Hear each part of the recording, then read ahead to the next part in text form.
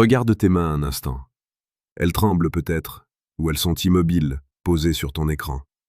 Ces mains sont les outils de ta destinée, et pourtant, la plupart d'entre vous les utilisent pour s'accrocher à des fantômes, pour supplier des femmes qui ne vous voient pas, ou pour retenir un passé qui est déjà mort.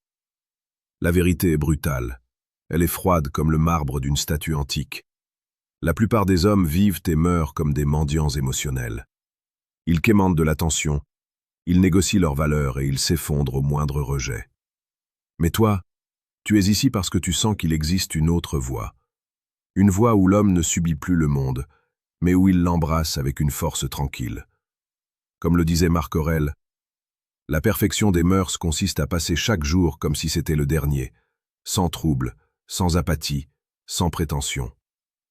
Aujourd'hui, je vais te révéler ce que 98% des hommes ignoreront toute leur vie. Je vais te parler de l'art de l'indifférence sublime, de cette capacité à aimer avec une intensité dévastatrice, tout en étant prêt à tout perdre en un battement de cils.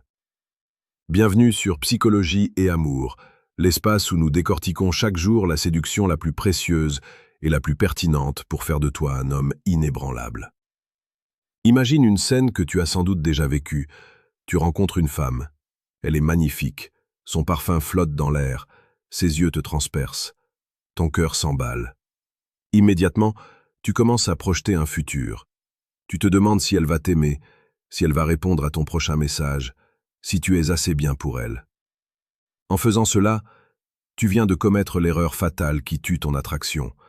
Tu as placé ton bonheur entre ses mains. Le stoïcisme ne t'enseigne pas à être un robot sans cœur.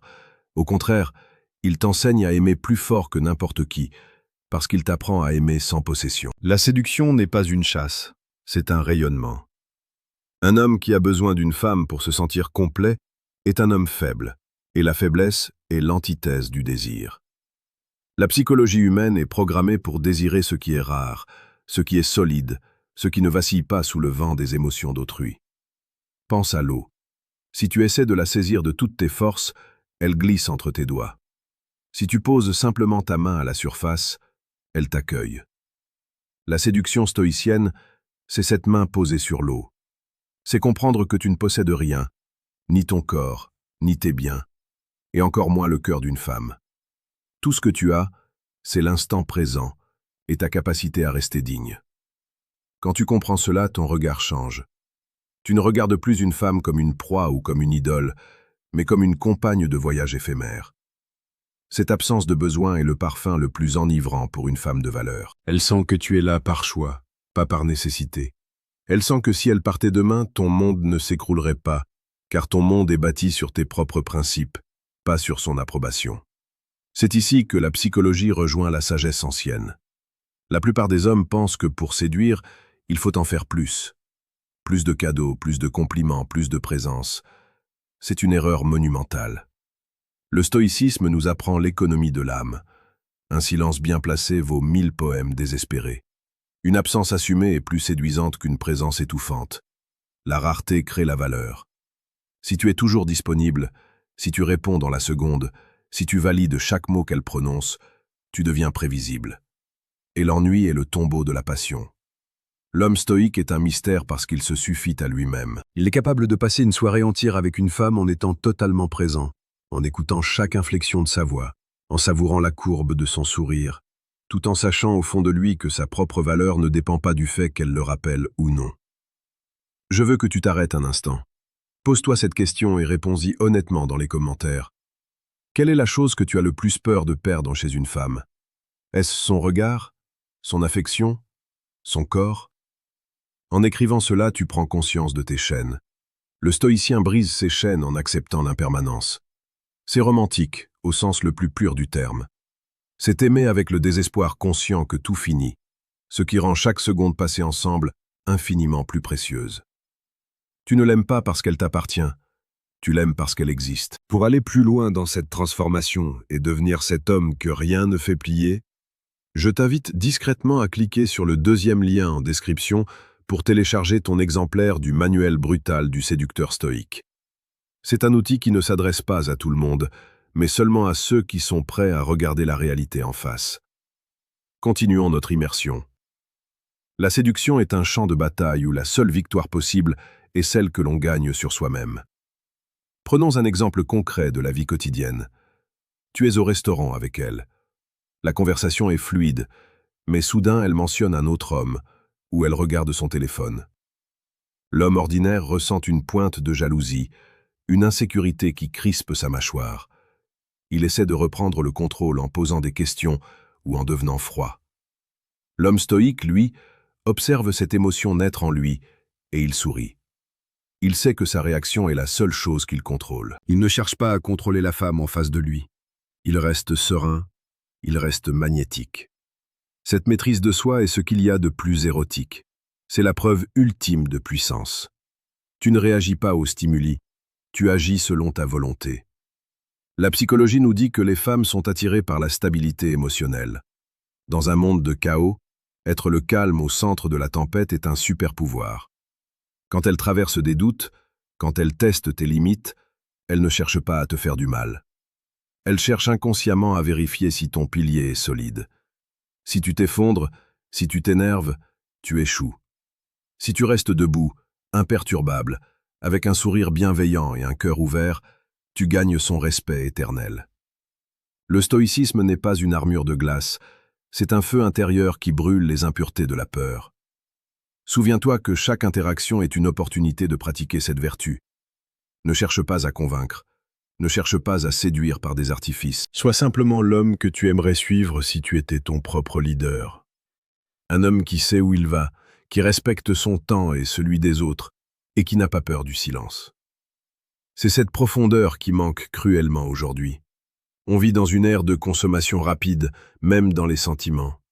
On swipe, on jette, on remplace. Mais l'homme stoïque est hors du temps. Il apporte une densité, une présence que les autres ne peuvent pas offrir parce qu'ils sont trop occupés à chercher une validation extérieure. Abonne-toi à Psychologie et Amour si tu sens que ce discours résonne avec ton âme. Nous publions chaque jour des contenus pour forger ton caractère et affiner ta vision de la séduction. C'est ici que tu apprendras à transformer tes blessures en force et ton insécurité en charisme brut. L'une des leçons les plus dures, mais les plus libératrices du stoïcisme appliqué aux relations, est celle de la préméditation des mots. Imagine que la personne que tu aimes le plus te quitte demain. Imagine qu'elle te trahisse. Ce n'est pas du pessimisme, c'est de la préparation. Si tu as déjà accepté cette possibilité dans ton esprit, elle n'a plus de pouvoir sur toi. Et paradoxalement, c'est ce qui te permet d'être le plus aimant possible aujourd'hui. Parce que tu ne retiens pas l'autre par peur, tu le laisses libre. Et rien n'est plus attirant qu'un homme qui donne une liberté totale à la femme qu'il aime, parce qu'il sait que sa propre valeur n'est pas négociable. Regarde la nature.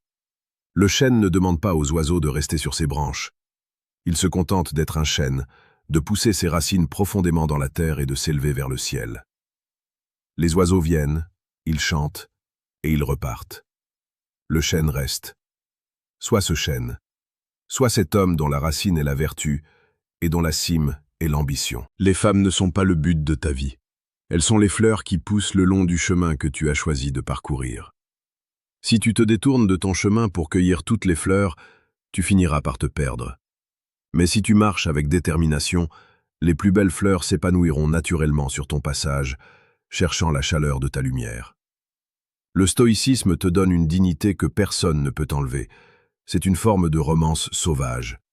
C'est dire à l'autre « Je t'aime assez pour te donner le meilleur de moi-même, mais je m'aime assez pour ne jamais me sacrifier sur l'autel de tes caprices. » C'est cet équilibre, cette tension entre la passion et la raison qui crée une attraction électrique.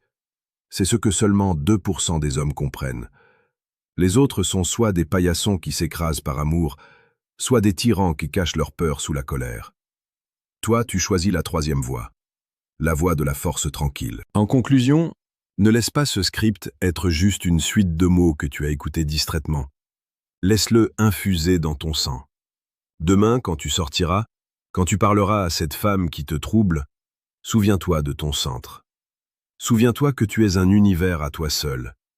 Ne cherche pas à plaire, cherche à être juste. Ne cherche pas à posséder, cherche à expérimenter. La vie est un souffle, et l'amour en est la musique. Mais c'est toi qui tiens l'instrument. Joue ta partition avec courage, avec honnêteté, et surtout, avec cette indifférence royale qui est la marque des hommes qui ont compris le secret de l'existence. Tu as en toi une puissance que tu n'imagines même pas. Réveille-la. Le monde n'attend pas que tu le supplies. Il attend que tu le conquières par ta simple présence. Sois fier, sois stoïque, et sois l'homme que tu es né pour être. On se retrouve demain pour une nouvelle immersion. D'ici là, travaille sur ton temple intérieur.